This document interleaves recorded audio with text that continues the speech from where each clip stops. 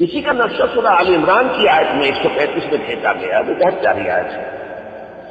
والذین اذا فعلوا فاحشۃ او ظلموا انفسهم ذکروا اللہ فاستغفروا لذنوبہم، اور وہ لوگ کہ جو کبھی کوئی بے حیائی کا ارتکاب کر بیٹھے یا اپنے اوپر کسی اور طرح کا ظلم کر بیٹھے تو فوراً اللہ کو یاد کرتے اور اپنے گناہوں کا استغفار کرتے ہیں۔ وَمَن يَغْفِرُ الذُّنُوبَ إِلَّا اللَّهُ، اللہ کے سوا کون ہے کہ جو اپنے گناہوں کو معاف کر سکے۔ وَلَمْ يُصِرُّوا عَلَىٰ مَا فَعَلُوا وَهُمْ يَعْلَمُونَ، اور ایسا نہیں ہوتا کہ جو کچھ کر بیٹھے ہیں اس پر اصرار کرے۔ اب یہ اصرار جو ہے نوٹ کر لیجیے، سواد والا اصرار بول رہا ہوں اس پر، میرا نام سین سے اصرار، یہ سر سے مصدر ہے باب افعال کا۔ اصرار کے معنی کسی چیز کو چھپانا، لیکن باب افعال کا ایک خاصہ ہے جس کو کہتے ہیں اہل لغت یا اہل نحو قلب ماخذ۔ تو اصرار کے معنی راز کو فاش کرنا، یہ لفظ ان لوگ الفاظ میں سے ہے کہ جس میں دونوں متضاد معنی بے وقت موجود۔ میرے نام پر ایک دفعہ بڑی بحث چلی تھی، یہ ابھی 80 کی بات ہے، یہ نام ہی غلط ہے، اسرار ہونا چاہیے تھا، یہ اسرار کہاں سے نام آ گیا؟ تو مجھے وضاحت کرنی پڑی تھی، مجھے بھی دیکھ بھال کرنی پڑی تھی،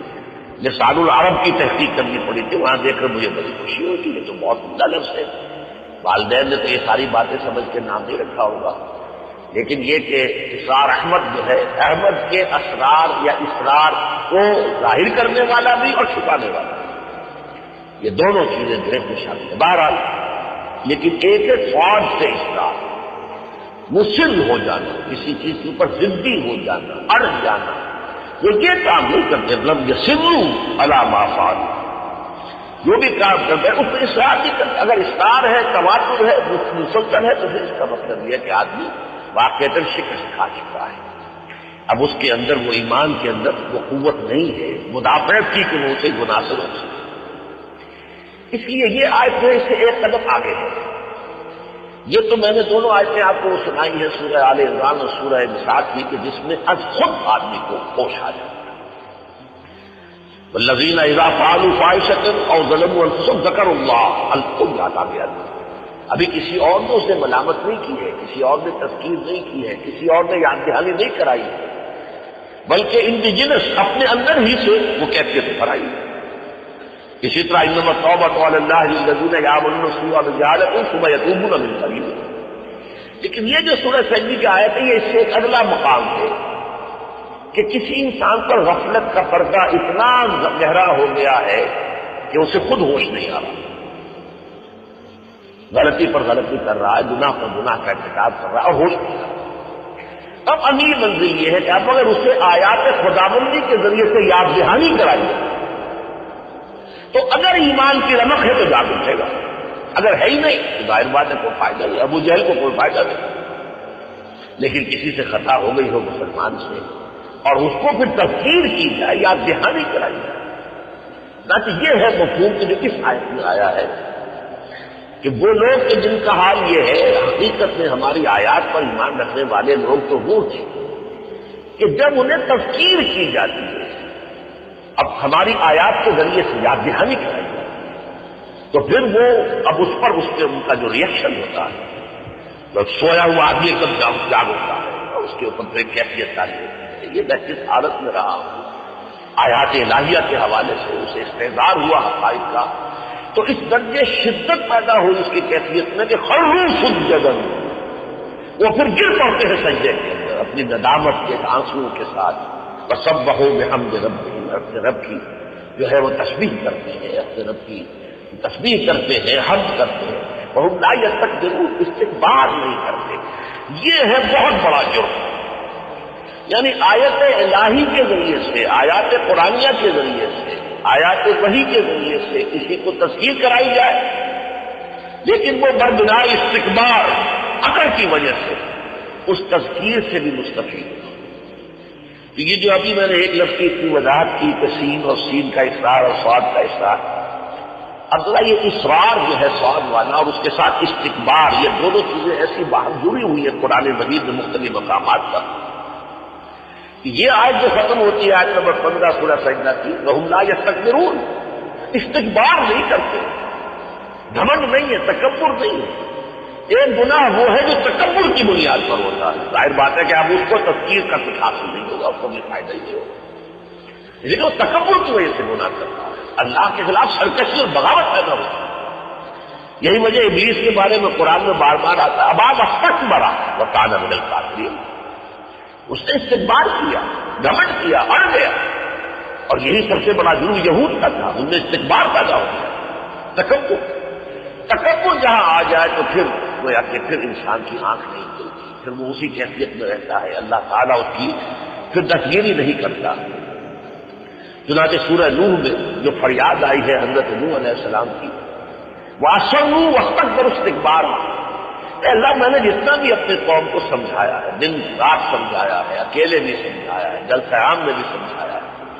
لیکن ان کا حال یہ رہا ہے کہ جب بھی کبھی میں نے انہیں پکارا ہے، انہوں نے اپنے کانوں میں انگلیاں ٹھوس لی، وَأَصَرُّوا وَاسْتَكْبَارًا وَاسْتَكْبَرُوا اسْتِكْبَارًا، اور انہوں نے اصرار کیا اور اپنے اس معصیت پر، اپنے اس گناہ پر، اپنی ضلالت پر، اپنی گمراہی پر، اور استکبار کیا، تکبر کیا، گھمنڈ کیا، اور اے اللہ میری دعوت کو رکھا دیا۔ تو اصرار اور استکبار یہ گویا کہ جڑواں بہنیں ہیں، یہ ساتھ ساتھ آنے والی کیفیات ہیں۔ اسی کو اس لیے سورہ جاثیہ میں فرمایا،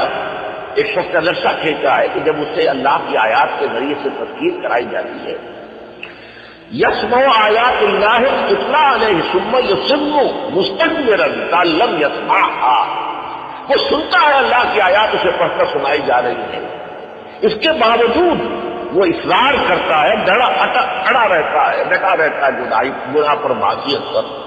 اور مستکبراً استکبار کرتے ہوئے، گھمنڈ کرتے ہوئے، اور استکباراً پھر لفظ آ گیا واستکبر استکبارا، گویا مستکبراً کأن لم یسمعها، اس طریقے سے استکبار کرتے ہوئے جیسے سنا ہی نہیں، کیا ہے کچھ نہیں، کوئی بات نہیں۔ یہ ہے وہ کیفیت کہ جو اس سورہ مبارکہ کی 15ویں آیت میں آئی ہے، اللہم ربنا اجعلنا منکم، اللہ تعالیٰ ہمیں اس آیت کا مصداق بنا دے۔ لیکن اس کا کنٹراسٹ آئے گا آگے چل کر، یہ جو آیات آج ہم پڑھ رہے ہیں ان میں یہ آیت ہے، یہ انفرادی معاملہ ہے، گناہ ہے، کوئی فوش بات کا ارتکاب ہو گیا ہے، کوئی غلط حرکت ہو گئی، انفرادی معاملہ، انفرادی گناہوں کی بات۔ اس کے بعد آئے گا سائمل کنٹراسٹ جو ہے، سائملٹینیس واضح ہوگا، اجتماعی معاملات جو ہے وہ بڑے مختلف۔ کوئی قوم بحیثیت قوم اگر مبتلا ہو گئی ہو گناہ کے اندر تو پھر معاملہ بڑا مختلف ہے، میں بعد میں عرض کروں گا۔ ابھی ذرا اس سے آگے چند آیات کا ترجمہ سن لیجیے۔ تتجافی جنوبہم عن المضاجع، نون صاحب ایمان لوگوں کی ایک اور علامت بھی بیان کی جا رہی ہے کہ ان کے پہلو اپنے بستروں سے علیحدہ رہتے ہیں، یعنی رات کو وقتاً فوقتاً اٹھتے ہیں نیند کو توڑ کر، اور آرام دہ بستر کو چھوڑ کر، اور کھڑے ہوتے ہیں رب کے حضور میں، اس سے دعائیں کرتے ہیں، سجدہ کرتے ہیں۔ تتجافی جنوبہم عن المضاجع یدعون ربہم خوفا وطمعا، وہ اپنے رب کو پکارتے ہیں، رب سے دعائیں کرتے ہیں، خوف کے ساتھ بھی اور طمع کے ساتھ بھی۔ یہ دو کیفیات بیک وقت رہنی ضروری ہے اللہ کے ساتھ معاملہ کرتے ہیں۔ آدمی نڈر اور بے خوف اگر ہو گیا تو بھی مارا گیا، اور اگر بہت ہی زیادہ امیدیں وابستہ کرتے کہ اللہ بڑا معاف فرمانے والا ہے، بڑا غنی ہے، بڑا کریم ہے، مارے گئے۔ جہاں وہ غنی ہے، کریم ہے، وہیں وہ منتقم بھی ہے۔ یہ لفظ آ جائے گا انہی آیات کے آخر میں آ کر، انا من المجرمین منتقمون، ہم مجرموں سے تو انتقام لے کر رہتے ہیں۔ تو وہ غفور بھی ہے، رحیم بھی ہے، کریم بھی ہے، لیکن وہ عادل بھی ہے، وہ منتقم بھی ہے، وہ مجازی بھی ہے، فہل مجازی الا غفور، مطلب ہے اس حوالے سے خوف اور طمع، یہ کہا بھی جاتا ہے کہ بندے کا تعلق اللہ کے ساتھ ہونا چاہیے کہ ایک طرف امید بھی رہے اللہ معاف فرما دے گا، اللہ معاف فرما دے گا، اللہ رفوع، لیکن خوف بھی رہے، ہو سکتا ہے اللہ پکڑ لے، واقعی مجھے جواب دہی مشکل ہو جائے۔ یہ خوف اور طمع دونوں ساتھ کے ساتھ رہنے چاہیے۔ اس میں عدم توازن جو ہے، بسا اوقات ایسا بھی ہوتا ہے کہ خوف اتنا طاری ہو جاتا ہے کہ پھر انسان کے اندر ہمت نہیں رہتی کام کرنے کی۔ خوف جو ہے وہ انسان کے اندر وہ جو اپنی قوت ارادی ہے اس کو ختم کر دیتا ہے، تو پھر اصلاح کا فائدہ نہیں رہتا۔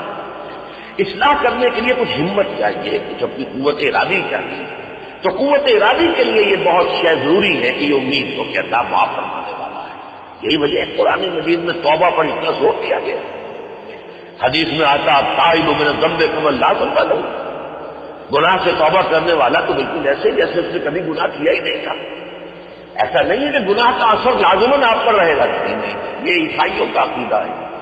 کہ حضرت آدم سے اور حضرت حوا سے جو گناہ ہو گیا تھا، اب ان کی اگلی ساری نسل میں وہ سارا گناہ چلا آ رہا ہے، اور ہر انسان پیدائشی طور پر گناہ گار ہے. معاذ اللہ، خطا ہوئی تھی، اللہ نے معاف فرما دیا تھا، معاملہ ختم ہو گیا. تم بھی خطا ہو جائے، گناہ کرو، لیکن یہ کہ اللہ تعالیٰ کا تو اپنے بندے کی توبہ سے کتنی خوشی ہوتی ہے تمہیں تو اندازہ ہے. حضور نے فرمایا اللہ کا گناہ گار بندہ جب حقیقی توبہ کرے،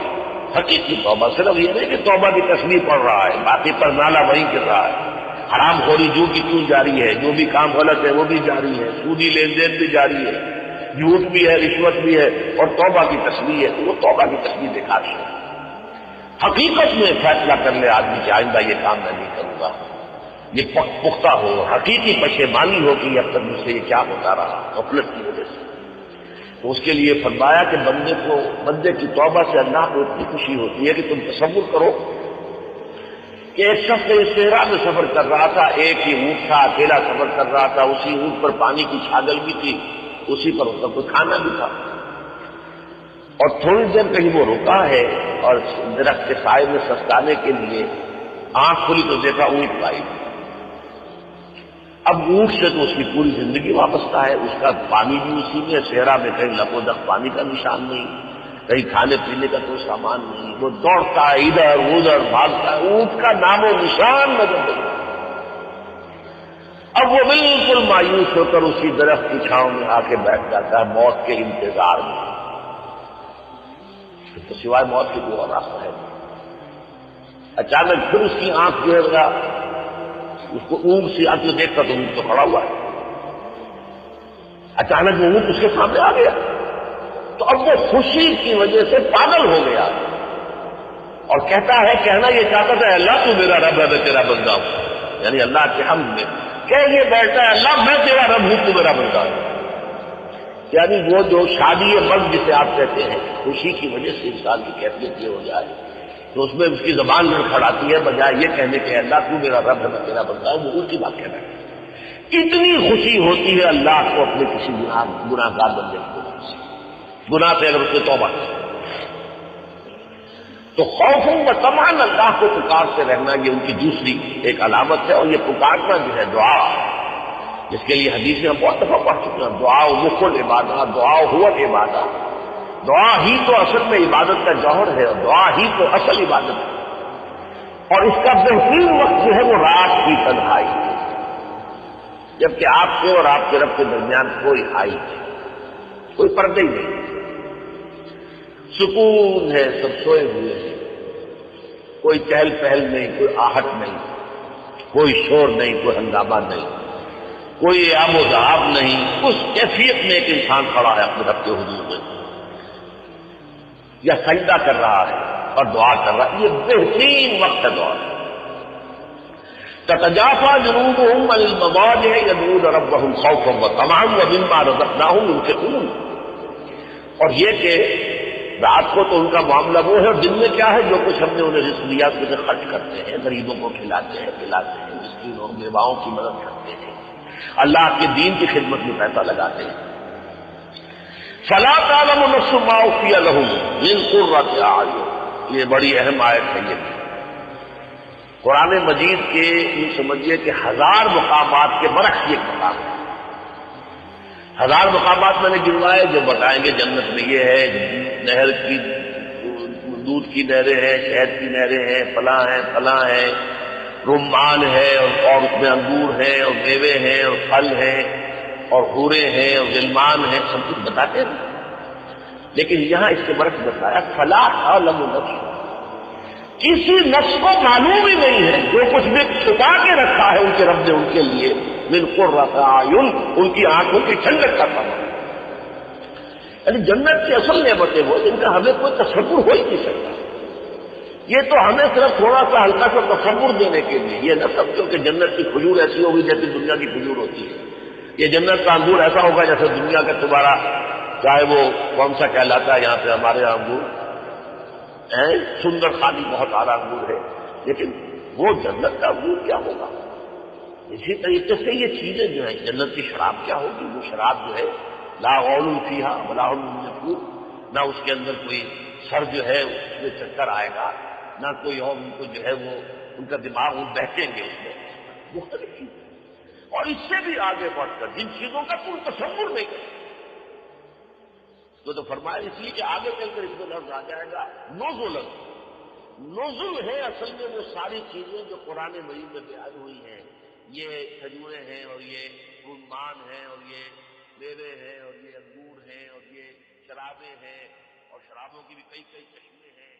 کہیں سلسبیل نام